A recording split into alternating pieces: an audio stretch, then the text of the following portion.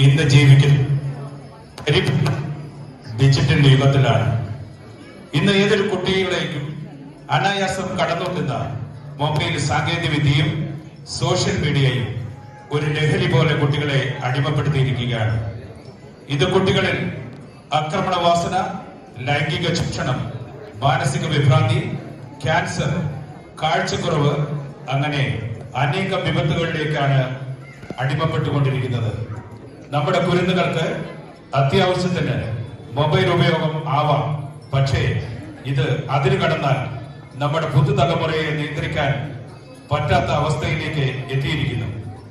ഒരു നിമിഷം ഒരു പുനർചിന്തനത്തിനായി ഞങ്ങൾ ഈ ഒരു എളിയ നിശ്ചല ദൃശ്യം നിങ്ങൾക്കായി അവതരിപ്പിക്കട്ടെ. ഇനി നിങ്ങൾ തീരുമാനിക്കൂ.